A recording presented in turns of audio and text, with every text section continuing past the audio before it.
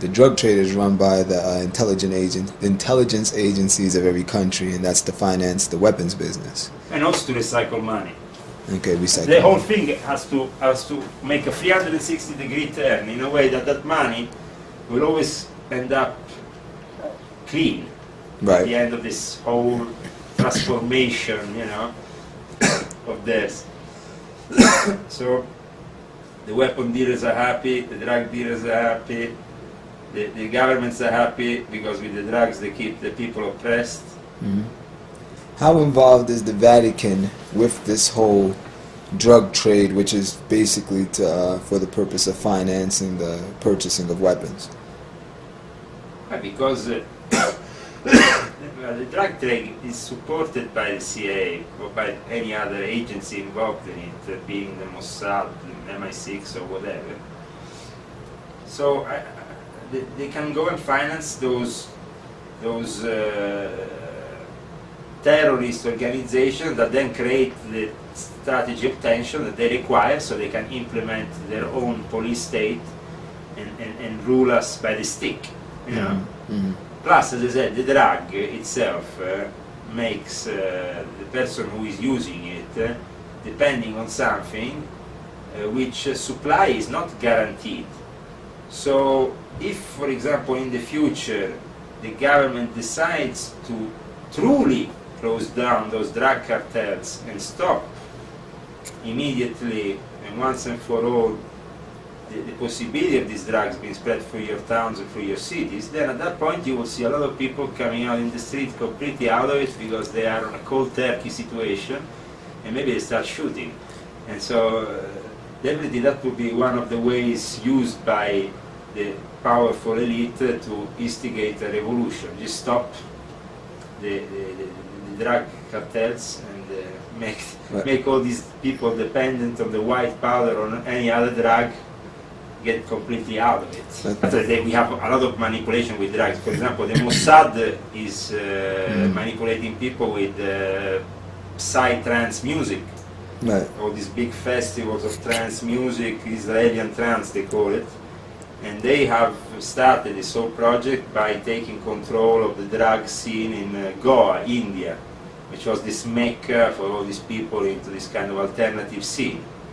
And so they can brainwash them with fake religious ideals, because after they take a few of these acids and they start obviously coming into contact with these demonic forces that can easily make themselves present in their life, and even they can sometimes bring them back from their dimension with them and never get rid of them anymore. So how involved are secret societies in the whole music industry?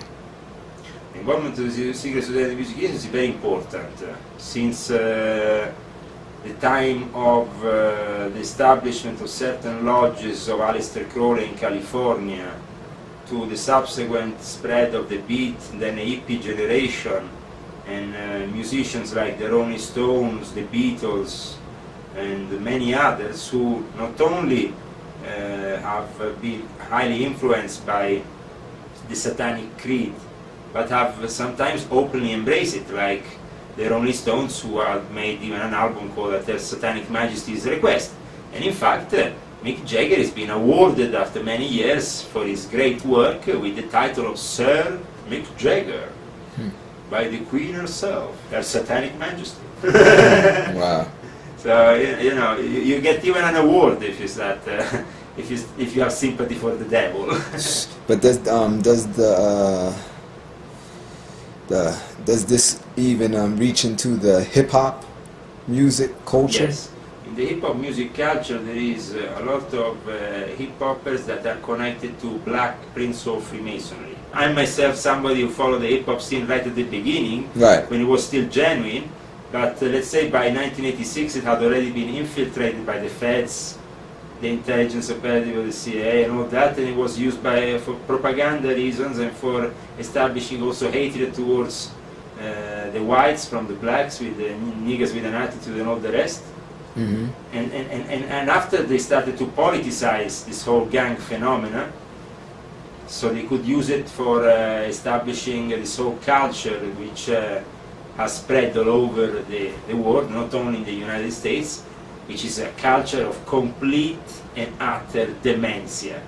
I mean, it's all about the booty, how you shake your booty, about how many gold chains you have, how many cars you have, what kind of jacuzzi you have. These are all values of Satan himself. This is satanic. But we have a certain Freemasons or principles of Freemasonry that have been very important in this link between the gangs and the Masonic world. Okay. So between the illegitimate and the legitimate. Right. Wow. That's real interesting. And also for the use of symbolism that a lot of hip-hoppers have done, using the Illuminati symbolism for their own,